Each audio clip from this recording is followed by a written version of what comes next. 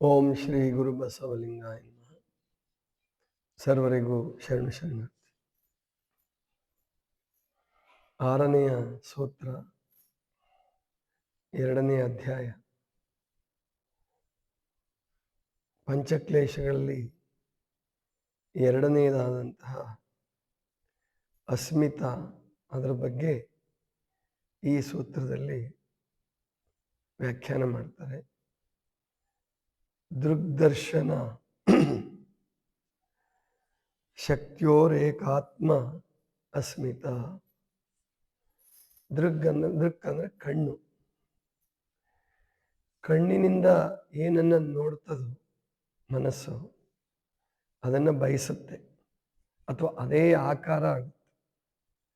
ಅದ್ರ ಜೊತೆಗೆ ತನ್ನನ್ನು ಒಂದು ಮಾಡಿಕೊಳ್ಳುತ್ತೆ ಮನಸ್ಸು ಅಥವಾ ಚಿತ್ತ.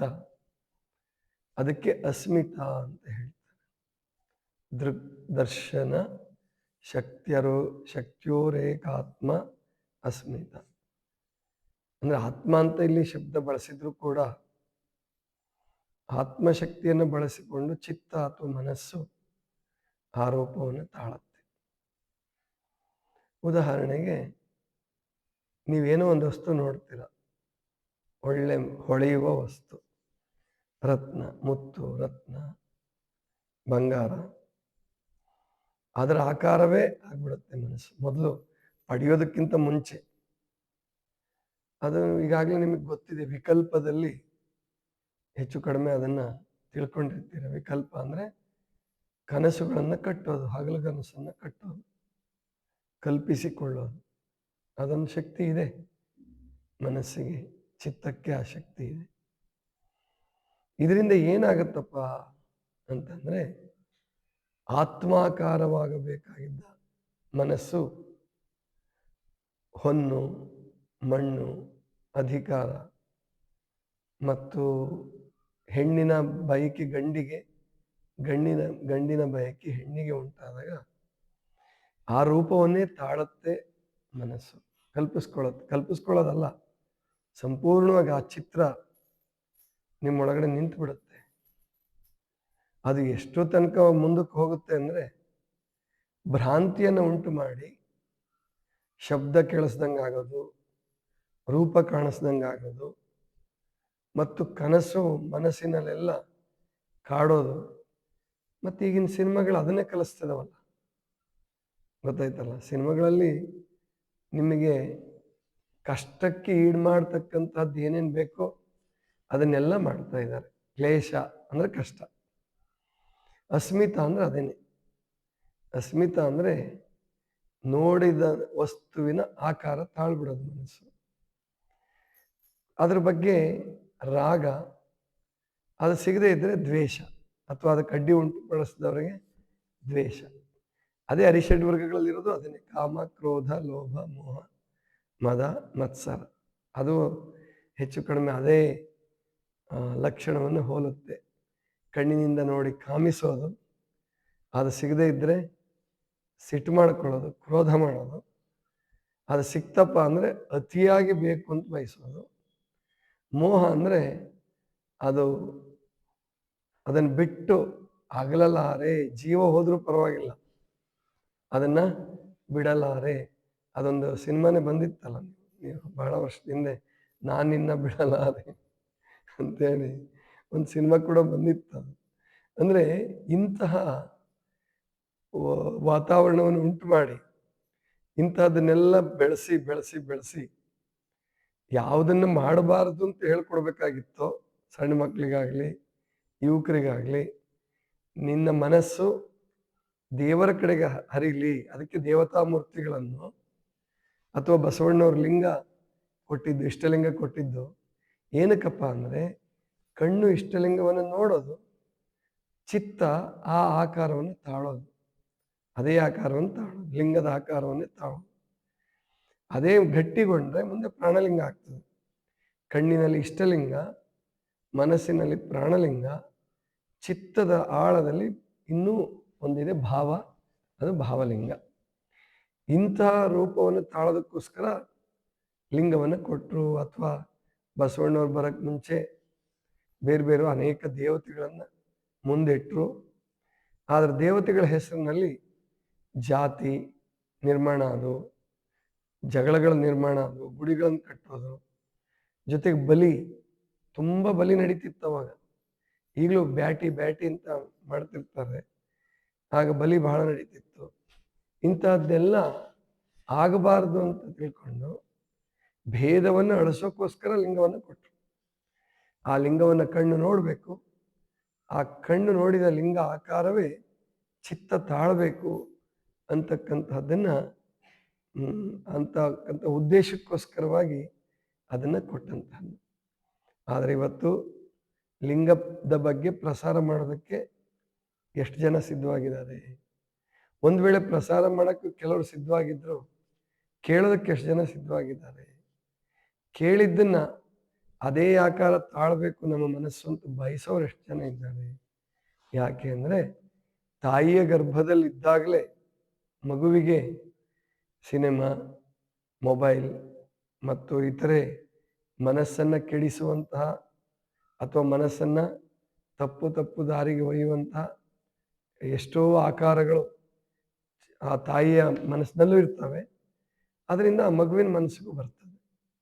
ಇನ್ನು ಒಳ್ಳೆ ಜನಾಂಗ ನಿರ್ಮಾಣ ಆಗಬೇಕು ಅಂತಂದರೆ ಹೇಗೆ ಸಾಧ್ಯ? ಆದ್ದರಿಂದನೇ ಇಷ್ಟೆಲ್ಲ ಸಮಸ್ಯೆಗಳು ಜಗತ್ತಿನಲ್ಲಿ. ಸಮಸ್ಯೆಗಳು ಹುಟ್ಟಾಕೋರೇನೆ ಸಮಸ್ಯೆಯನ್ನು ಬಗೆಹರಿಸ್ಬೇಕು ಅಂತ ಭಾಷಣ ಮಾಡಿದರೆ ಸಿನಿಮಾದವರು, ರಾಜಕಾರಣಿಗಳು, ಆಮೇಲಿಂದ ಉದ್ಯಮಿಗಳು ಈ ಜನ ಆಕರ್ಷಣೆ ಮಾಡಿ ಧನವನ್ನು ಗಳಿಸೋದೇ ಎಲ್ಲರ ಮುಖ್ಯ ಉದ್ದೇಶ ಆಗಿದೆ. ಅದಕ್ಕೆ ಜನಾಕರ್ಷಣೆಗೋಸ್ಕರ ಏನು ಬೇಕಾದರೂ ಕೊಡಲಿಕ್ಕೆ ಸಿದ್ಧ, ಏನು ಬೇಕಾದರೂ ಮಾಡಲಿಕ್ಕೆ ಸಿದ್ಧ. ಆವಾಗ ಹಿಂದಿನ ಕಾಲದಲ್ಲಿ ಅಂದರೆ ಸುಮಾರು ಸಾವಿರಾರು ವರ್ಷಗಳ ಹಿಂದೆ ಅಥವಾ ಒಂದು 500-600 ವರ್ಷಗಳ ಹಿಂದೆ ಬ್ರಿಟಿಷರು ಬರೋದಕ್ಕೆ ಮುಂಚೆ ಆವಾಗ ಕೆಲವರು ಅಥವಾ ಬಹಳ ಜನ ಜಾತಿ ಪದ್ಧತಿ, ವರ್ಗ ಪದ್ಧತಿಗಳನ್ನು ಮಾಡಿ ಭೇದ ಮಾಡ್ತಿದ್ರು ಅನ್ನೋದನ್ನು ಬಿಟ್ಟರೆ ಜಗತ್ತು ಇಡೋದಕ್ಕೆ ಇಷ್ಟೊಂದು ಅವಕಾಶ ಇರಲಿಲ್ಲ. ಮತ್ತು ಹಾಗೆ ಸೌಲಭ್ಯಗಳು ಎಲ್ರಿಗೂ ಸಿಗ್ತಿರ್ಲಿಲ್ಲ. ಈಗ ಎಲ್ಲರಿಗೂ ಸೌಲಭ್ಯಗಳು ಕೊಟ್ಟಿದ್ದೀರಾ ಮತ್ತು ಎಲ್ಲರಿಗೂ ಸ್ವಾತಂತ್ರ್ಯ ಇದೆ, ಸೌಲಭ್ಯಗಳಿದೆ, ಜೊತೆಗೆ ವಿಜ್ಞಾನದ ಸಾಧನಗಳಿದೆ. ಇನ್ನು ಸರಿ ಹೋಗಬೇಕು ಅಂತಂದರೆ ಹೇಗೆ ಸಾಧ್ಯ ಅದು? ಆದ್ದರಿಂದ ಇದನ್ನು ಅರ್ಥ ಮಾಡ್ಕೋಬೇಕು. ಯೋಗ ಮಾರ್ಗದಲ್ಲಿ ಇರ್ತಕ್ಕಂಥವರು ಅಸ್ಮಿತಾ ಅಂದರೆ ನೀವು ಏನು ನೋಡ್ತಿರೋ, ಏನು ಕೇಳ್ತಿರೋ, ಏನನ್ನು ಮುಟ್ತಿರೋ ಅದೇ ಆಕಾರವನ್ನು ಚಿತ್ತ ತಾಳಿ ಅದಿನ್ನೂ ಭೂತಾಕಾರವಾಗಿ ನಿಮ್ಮನ್ನು ಕಾಡುತ್ತೆ.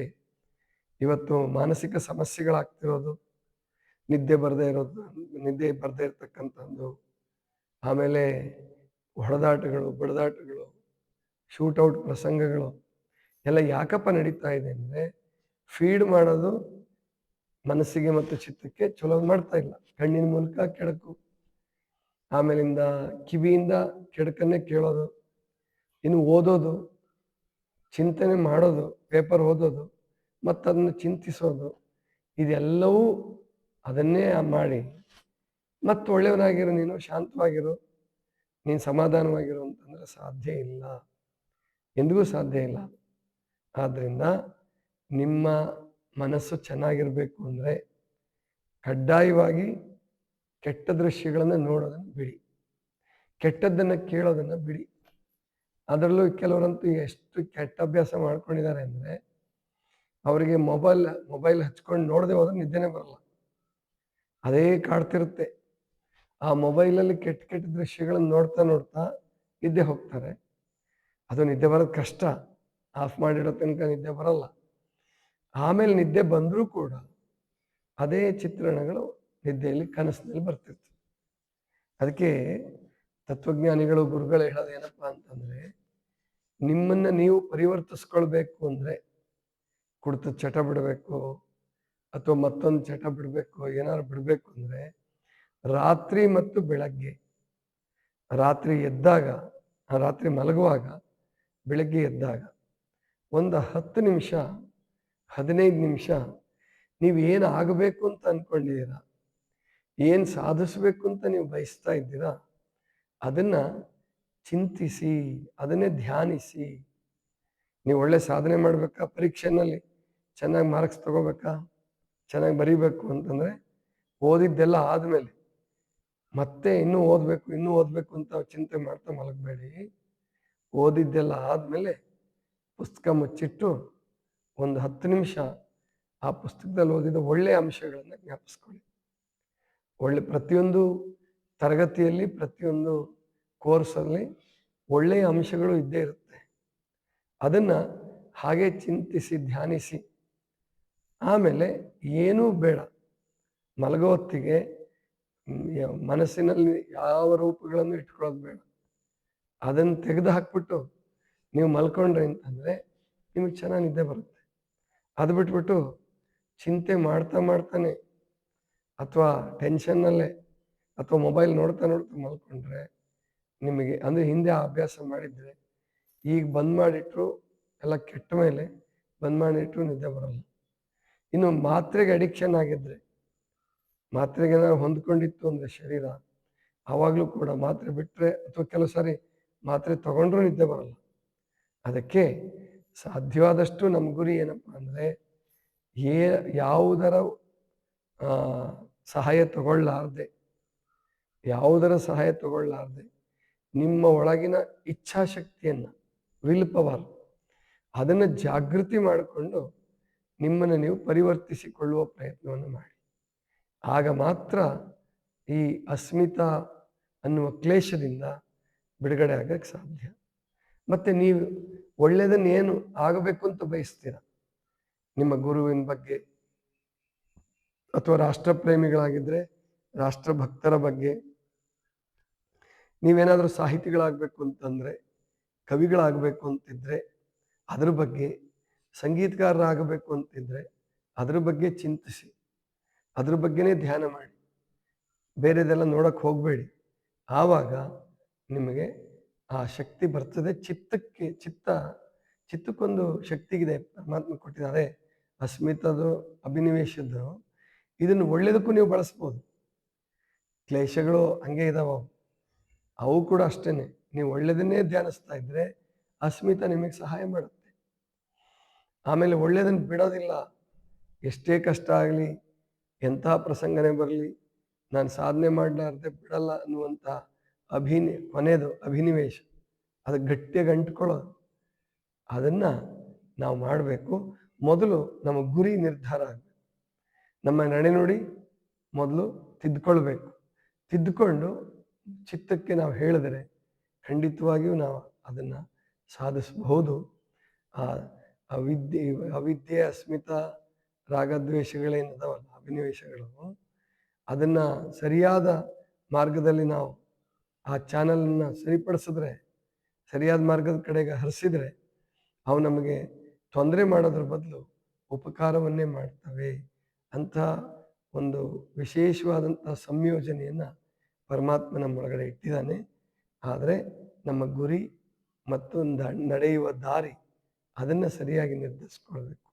ಇದಿಷ್ಟು ಇವತ್ತಿನ ಚಿಂತನ. ಸರ್ವರಿಗೂ ಶರಣು ಶರಣು.